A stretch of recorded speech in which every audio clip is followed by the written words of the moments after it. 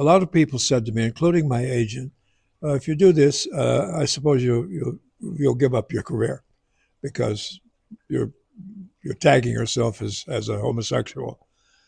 But none of that mattered to me. And it didn't happen that way either. It didn't happen that way. And he was my friend, period. And when the revival was done a few years ago, there was missing one thing: the closet. I don't know if you experienced the closet or other people have, but it was fear producing. You could lose your life, your career, certainly, all other things. And everybody was saying to me, "Oh boy, you've been so brave as a straight man to go do that." I say to those people, no, the 7 gay men who stood up and did that play with me, they were the brave ones. Well, I stand on their shoulders. I came out in the early 80s, inspired tragically by the AIDS epidemic, learning that what I the most valuable thing I had was my own story, my own truth, and the ability to express it in a healthy body with which to live. And, that transformed my life. But, if you look at any social justice movement, we all take our own risk at our place in the journey, but we're always standing on the shoulders of others. This is the book, Affective Memories. And if you're in town for it, check out the book signing at Just Fabulous. But the good thing is, if you're part of my worldwide audience, this is available wherever books are sold.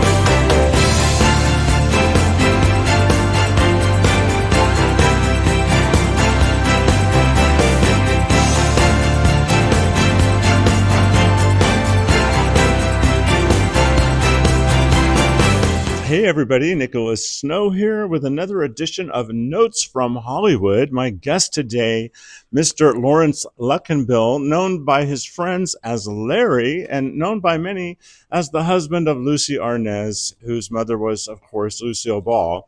We're talking about Affective Memories, How Chance and Theater Saved My Life, his new biography. Larry, Notes from Hollywood, my show, is usually profiling people passionately pursuing professions in the entertainment industry. Alliteration. Thank you for that. But you have actually had an amazing career as a professional in the entertainment industry. I have. I've been. I'm not going to say fortunate.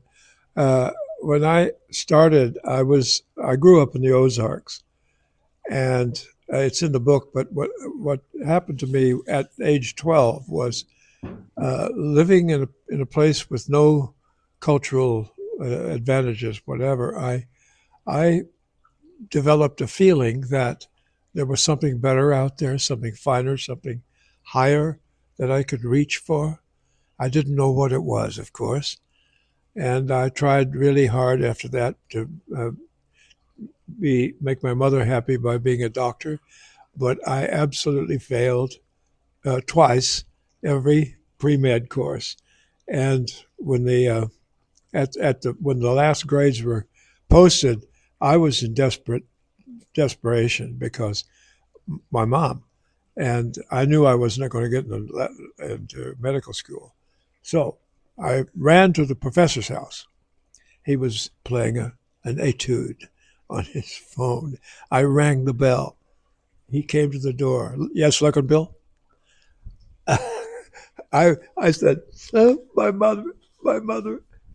She's going to kill me. I can't. Please help me. Please help me. He said, come in. So I sat on the piano bench, and he said, you don't know me.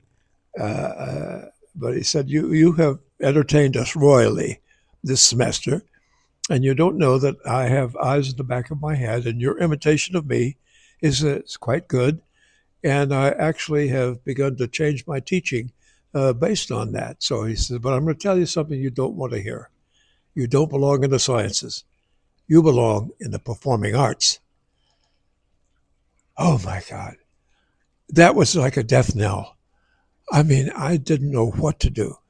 My parents had moved to California, so I moved there in the summers to work in a cannery and go to San Francisco every time I could. It was in Oakland. I'm going to stop you there because, he mentioned he went to San Francisco, not for the same reasons as a lot of people, because he breaks stereotypes and he's one straight man who's had a life in the theater.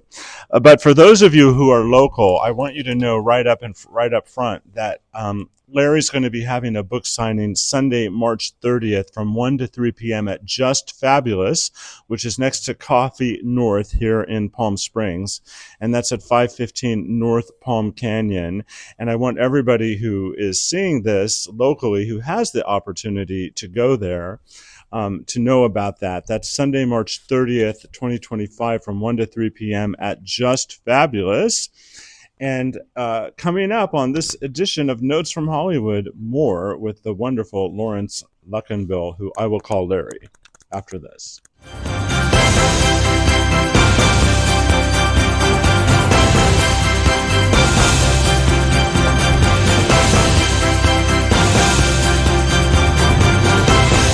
And it's getting really rave reviews by lots of people, many of them who are professionals in the entertainment industry themselves and know about, what they're talking about. Yes, that's true.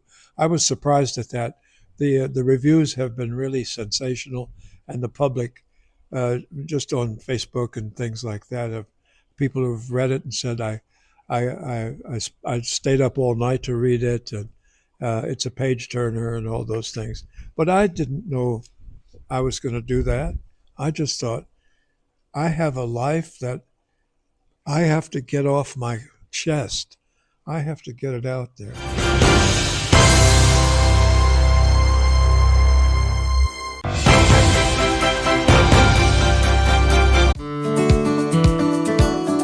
I'm Nicholas Snow, and I'd like to thank Willie Ryan and John Pascal, owners of 849 Restaurant and Lounge, for their support of PromoHomo.TV from the beginning. I was honored to work at the restaurant the first 4 years they were open, during which time I was inspired to write this. At 849 Restaurant and Lounge, sitting in the lounge area at a high top with a view of the Grand Corridor, the main dining area, is truly like starring in one play while simultaneously watching another, both with fabulous scenery and lighting, a gorgeous cast, fascinating characters and exciting plot twists, complete with movie stars and paparazzi, not to mention fabulous eats. I call it reality dinner theater. See and be seen while starring in your own scene. Perhaps we'll have a scene together. Make your reservations at 849.com.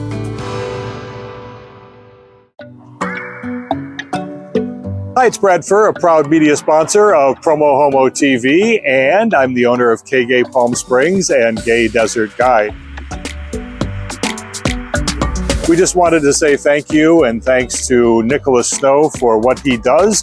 K-Gay Radio is a worldwide streaming service of great dance hits that you can listen to anywhere, anytime. And when you're planning your visit to Greater Palm Springs, use gaydesertguide.lgbt. Ask your smart speaker to play KGAY.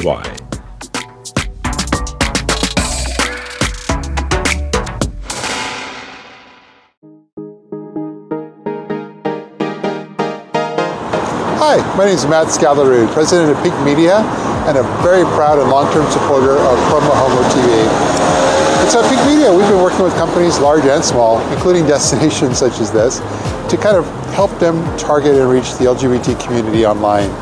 And so we've been doing this for almost 30 years. And what's more important is that, it started out with banner ads and email campaigns, and now we've morphed into social media and video, and it's all about storytelling. So if you have a story and a message that you'd like to get out to a very targeted yet broad audience online, reaching the LGBT community, give us a call or reach us at www.pinkmedia.lgbt. Thanks.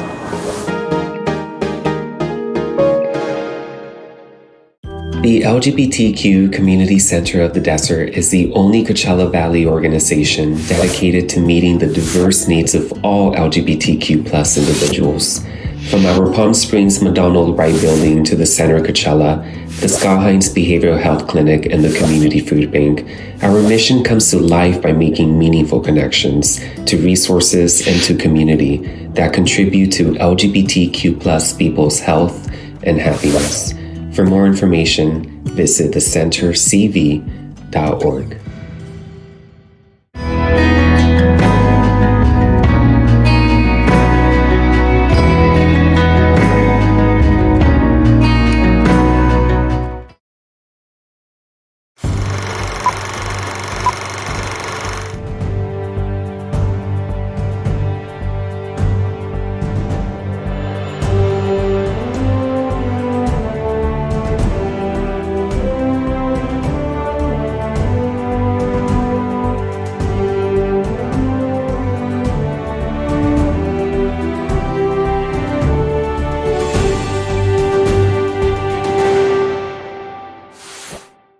So you moved to San Francisco. How old were you? I was 19. And I was working in a cannery, the Fruit Trail Cannery in Oakland. And that was to make money to go back to school with. And I knew that big city was over there. You know why? Because I could smell the coffee roasting in Oakland. All the way over in Oakland, you could smell the coffee roasting in San Francisco. So I used to take the bus across the bay and hunt for theaters, because at that point I had decided to become an actor and had started to study what I needed to do. And so I was there almost every night. I went to the Black Hawk. People that don't know San Francisco, that was a great nightclub, and saw all the great jazz guys and Lenny Bruce and other people. And I came from Arkansas, so that awakening to me, that city, was shocking at first, but it became so beautiful to me to be able to have people around who cared about the theater, cared about art, and I was just learning and struggling with it. Well, you clearly learned a lot because you went on to have an illustrious career, lots of awards. One of the things I want to say, I haven't had the opportunity to read the book because I just learned of this opportunity to interview you, but I'm really nosy, so I can still ask good questions. And one of the things that I know is true in your story is that your attraction to the theater, like many, your attraction to the ability to escape reality is in some ways driven by traumatic experiences that you had in your past. Yes, and I will take issue with escaping reality. I think you escape to reality. Okay. That's what the theater is to me. And as far as what you were saying, sorry about trauma. About trauma, yes. I did go. I grew up in a very wind. I grew up in a dysfunctional family. My father was an alcoholic. My mother fought back against that, and nobody seemed to know that there was AA and Al-Anon out there. So it was difficult for me, and the idea of affective memories, how chance in the theater saved my life. The chance part of that is my mother, because after I failed to get into medical school, she took me to an aptitude test at the University of California in Berkeley, and I failed the aptitude test. You can't. For what profession? Everything? Oh yeah. You had no aptitude for anything. No, I had no aptitude for anything because I didn't know what to do with any of the tests except for the verbal part, and so I drew pictures, and the guy who was doing it was rather insulted, and I said, I didn't mean to insult you. It's just I didn't know what to do, and I just did what I thought was best. And he said, well, you've made birdhouses and airplanes flying, and you're a pretty good artist. But he said, I think the upshot of this is that you belong in the performing arts. That was two. And so I felt okay about this after I absorbed that. And I went after it. And if you don't go after it with absolute obsessiveness, you don't make it in the theatrical profession. There was nothing for me but to do that. And one of the questions I like to ask people, and you in a way have already answered this, is people who have given themselves permission to follow their dreams, especially creatively and especially in entertainment. Was there a moment when that happened for you? But it sounds to me like for you, that was the kind of the failure of science and the affirmation of two other people that theater would be right for you. Yes, science didn't fail. Larry failed. And so, once you get into the business of trying to learn to act, you have to really, really figure yourself out. And you do start to use your memories in order to analogize your memories into a character. Well, one of the things I mentioned to Larry off camera is that I studied at the Lee Strasberg Theater Institute, and that's exactly what method actors do. And I remember saying at the time that studying method acting was like going to deep therapy sessions anytime I went to class. It is like therapy, and writing this book was like therapy. I didn't realize that either. When I started, it was because my daughter said to me, Daddy, we know a lot about Mom's family, but we don't, her famous family, but we don't know anything about yours. And so I sat down we moved here to Palm Springs after I couldn't take the ice and snow anymore in New York. And I just sat down and started to write. I didn't have an outline. I didn't have anything. And I just remember that the first two words that came to me when I was sitting at my desk were my father. My father. I started there because my big struggle in my life was with my father. And my mother and father fought because she couldn't stand his drinking. But he was a tall, handsome, dark guy, dark-eyed, and a good dancer. And my mother was a good dancer. And that was how they met and fell in love. And they were in love all their lives, except that they fought like hell. Well, a lot of codependent relationships are just like that. Yes, exactly right. My life was, it wasn't just your dad who was tall and handsome. I mean, check this out, everybody. I understand how Lucie fell in love with you. Well, when I met Lucie, it was after I was in a terrible divorce, which was my fault, and it was over with. But and I was doing a play, a Neil Simon play, at the Eugene O'Neill Theater, and Lucie was doing a Neil Simon musical at the Imperial Theater. We were 5 blocks apart, and I got to see her opening night, and I thought, that's an interesting person. So I eventually we went. I'll tell you how it happened if we got time. We have time because they want to know how he met, fell in love, and married Lucie Arnaz. Well, I won't tell you everything because you got to buy the book. Yes, right here. How many chapters are devoted to Lucie? The whole book. The whole book, yeah. The whole, yeah. It's a paean to her.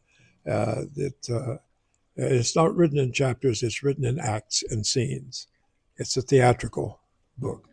So when when it came time for uh, uh, Neil had actually fired the leading lady because he didn't like her. In your play? Yeah, in my play. And he had hired a new person, and this new person was nervous. She said, "Could you give me some tips?" In the theater, actors don't give tips. The stage managers do, and writers do, and producers do. But I sort of took, I thought, okay, I can give her a couple of, maybe I'll get away with it. So we were supposed to meet this lady at a restaurant, and I showed up, and there she was, but she had someone with her. She was already talking to someone, and this someone had this beautiful frizzy hair, and I didn't know who it was until she said, "Larry Luckinbill, meet Lucie Arnaz." I sat down, and in spite of how miserable I felt, because of what I was going through, I was funny. I was able to be funny. And Lucie actually laughed at the real thing. She wasn't a fake cocktails laugh. And I looked at this woman's eyes, and there was a hunger in her for something. I didn't know what it was, but I think I recognized my own hunger for something better, something finer. So we talked, and we said goodbye, and that was that. We didn't exchange numbers or anything. But she was, I had a phone in my dressing room, ha ha, hoo hoo. And, and she called me, and she invited me to come and have lunch with her and some other actors on matinees during the break between matinee and evening. And I said, well, I can't now. I'm taking care of my two sons, and I have to cook for them. But she called, then she called me back, and she called me back, and she called me back. And so finally I found a time, and we met at this restaurant, and we talked with other people, and I invited her to have a date with me. So we went up to see the leaves turn. It was fall. It was October, and we had that nice date. And afterwards, we knew. But on the way back, she mentioned something about, I was talking to her about history or something, and she mentioned something about, she said, oh, that's just like an episode from I Love Lucy. And I said, I don't know what you're talking about. I never saw that. She said, what? You never saw I Love Lucy? I said, no, I'm kind of a serious guy. Did you know that Lucille Ball was famous and that Lucie Arnaz was the daughter of Lucille Ball and Desi Arnaz at the time? I did, but that's all I knew. That I had never seen the show and didn't care about the show because I was a serious guy, and comedy didn't hit me much. So she couldn't believe this. She couldn't believe that I had never seen that. And I let her know that I didn't care anything about her parents. I was just interested in her. That has made all the difference. I'm sure. I know a lot of people that come from fame or fortune or both have people that target them, and it's so nice when you have the opportunity to make authentic connections. When we come back, I'm going to talk to Larry about Boys in the Band on Broadway and anything else he wants to add after this.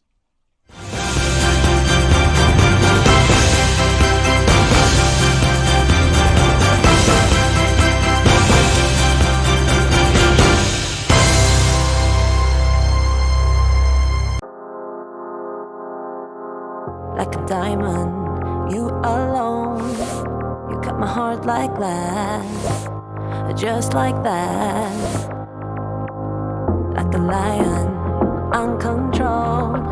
Your mark is on my back, just like that. In it for the big thrill.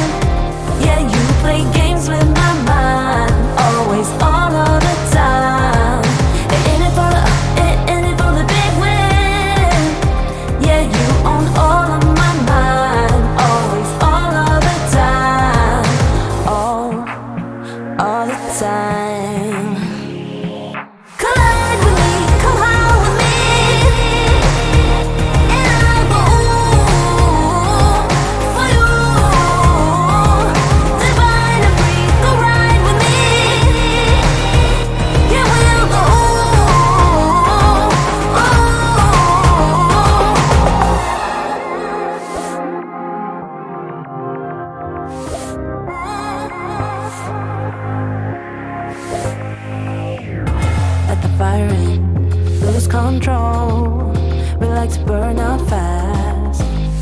heart like that, like a diamond. You alone, you got my heart like that, just like that. Yeah, in it for the big thrill. Yeah, you play games with my mind, always, all of the time. Yeah, in it for the big win. Yeah, you own all of my mind, always, all of the time, all the time.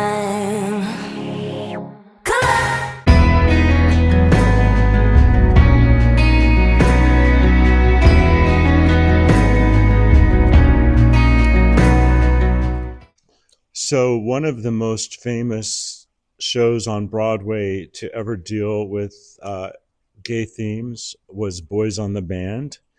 You were in the original Broadway cast. How did your audition and role in that come about?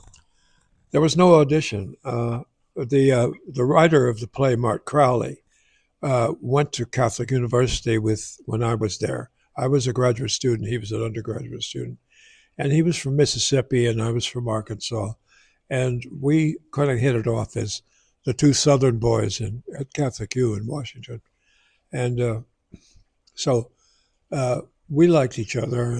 And I knew that he was a member of a sort of a clique of certain group that was gay, but we didn't use that word in those days. The words were more pejorative. So I never used those words at all. He was just my friend. 11 years later, he called me and he said, I need you to go and pick up a script. I've written a script and it's such and such an address and please read it. I did. And he called me back and he said, did you read it? I said, yes. He said, can we meet? I said, of course. We met in a freezing cold day in January 1967, and this was, I'm jumping ahead, but when we sat down, he said he held his script this way, like a baby, and I felt for him, and he said, I've been trying to hawk this script around town, and nobody will pay any attention to it, and I said, well, why is that? He said, well, it's 9 gay men. I knew what the story was, having a birthday party. And I said, Martin, he said, you can say no because everybody else has. I said, Martin, I say this. I say, it's a good play. I'll do it. Were you already a Broadway star at the time? Yes, I had done lots of Broadway. So it's safe to say that your willingness to do that play is one of the big reasons it actually got produced. Well, I'm not sure about that, but I do think this. A lot of people said to me, including my agent, if you do this, I suppose you'll give up your career because you're tagging yourself as a homosexual. But none of that mattered to me. And it didn't happen that way either. It didn't happen that way. And he was my friend, period. And when the revival was done a few years ago, there was missing one thing, the closet. I don't know if you experienced the closet or other people have, but it was fear producing. You could lose your life, your career, certainly, all other things. And everybody was saying to me, oh boy, you've been so brave as a straight man to go do that. I say to those people, no, the 7 gay men who stood up and did that play with me, they were the brave ones because they risked their lives and they were outing themselves at a time in 1967 when that just wasn't done. Well, I stand on their shoulders. I came out in the early 80s, inspired tragically by the AIDS epidemic, learning that what I most the most valuable thing I had was my own story, my own truth, and the ability to express it in a healthy body with which to live. And, that transformed my life. But, if you look at any social justice movement, we all take our own risk at our place in the journey, but we're always standing on the shoulders of others. Yes, absolutely right. Absolutely right. And you bring up social justice. When I mentioned to you that there must have been something finer and higher out there, I had a very great experience when I was 55 years old. And Lucie and I had an office just above the Equity offices on 46th Street, New York.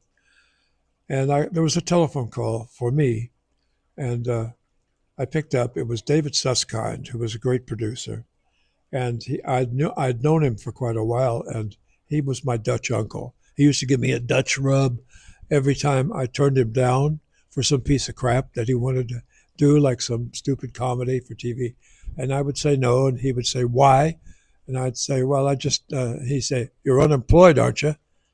And I always was. So on this day, I got the call. It was Christmas time. And I was actually just finished doing a rant to Lucie. And I was tired of acting, and I'm not going to do this anymore. And I'm sick of it. And she said, okay. And so the script arrived. And I opened the script. It was 69 pages, single-spaced. And I was terrified because it was Lyndon Johnson. And he called me again. He said, okay, what do you think? I said, I can't do this. He said, why not? You're unemployed, aren't you? I said, yes, but I'm not 6'5". I'm not a goddamn Southern Pole. And I hated him, and I demonstrated against him in the war. We tried to elevate the Pentagon, which we failed at, but you would have known. He said, well, why don't you just come up here and see me about it? So I walked up Madison Avenue with the script. I sat knee to David, and I started to read the thing to him to prove to him that I wasn't right. And I heard my father's voice coming out of me, that Texas, Arkansas, Oklahoma, hard scrabble, biblical inflected, lonesome voice of my dad. And I started to cry. And David just looked at me he smiled like a fox. And he said, okay, you're going to do this. And I did it, and it was a huge success. And it set me on the path of seeking social justice in American life. So I have now 4 shows that I have written, including that one, which I had to completely fix. It's Lyndon Johnson, Clarence Darrow, Teddy Roosevelt, and Ernest Hemingway. And those men stood across the 20th century for social justice, for an American ideal, for equality, liberty, justice for all. I really appreciate how you and your wife and family still embody that fight. Thank you. We still do. And we're right now, Lucie's signed us up for Indivisible, and Courageous Resistance, Indivisible of the Desert, all of them. Yes. And we went to a protest, first protest here. I spoke there. Yes, I know you did. I heard that. And you spoke very well. Well, thank you. We're all in this together. Well, some people ramble on when they get a chance to speak, but you didn't. I try not to. You knew exactly what you were saying.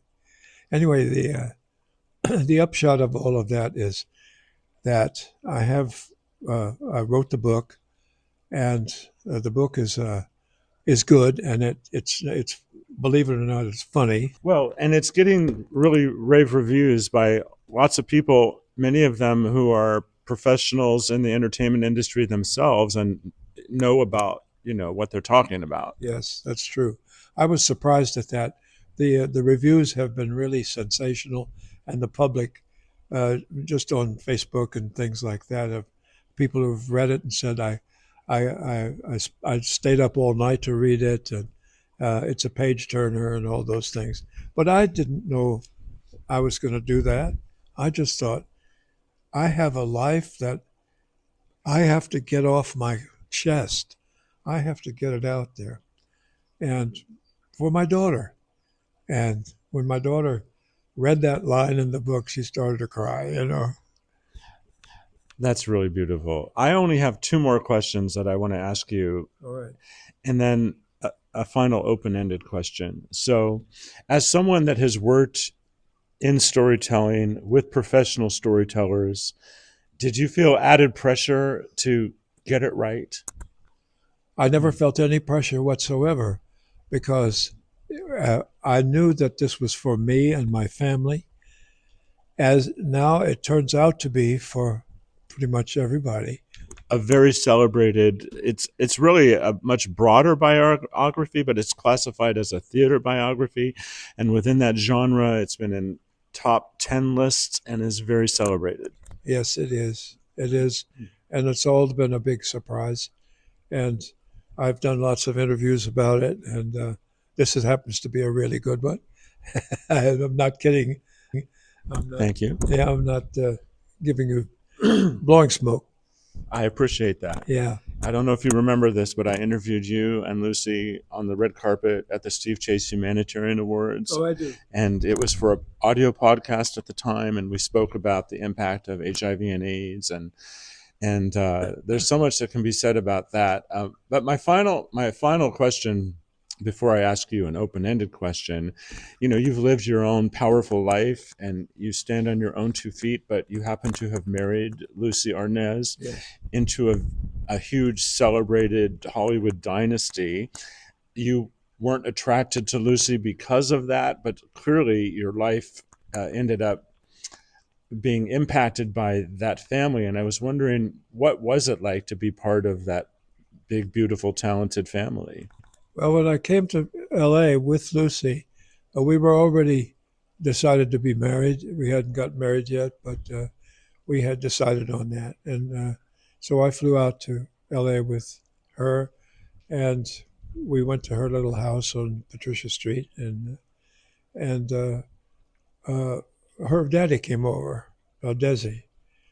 And the first thing he did was put his arm around me and say, "Welcome, amigo, to our family."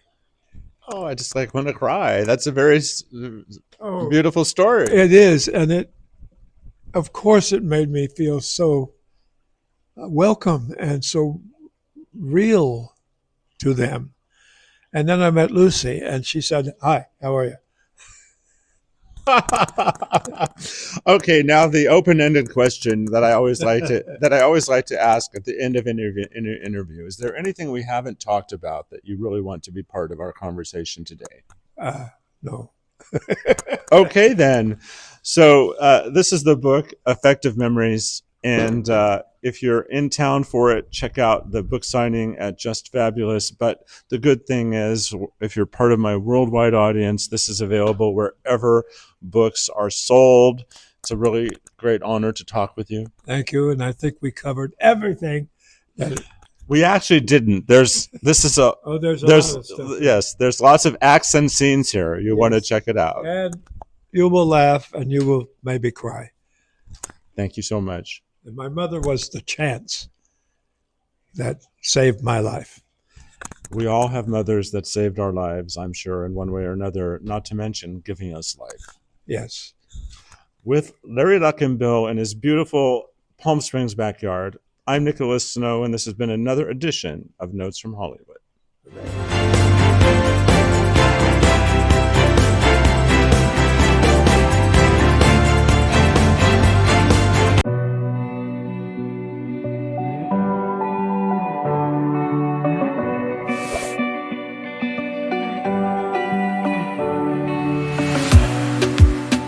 In a safe place, I got room to breathe. Been a long chase, but at last I'm free.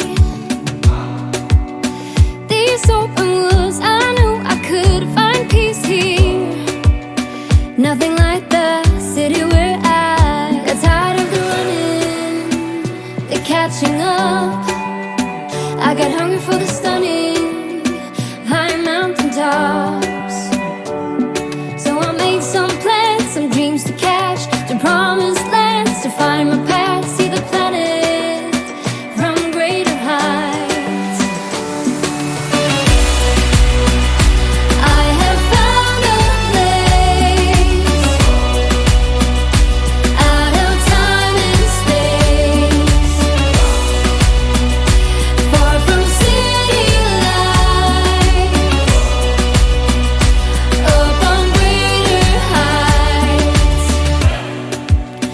see the blue sky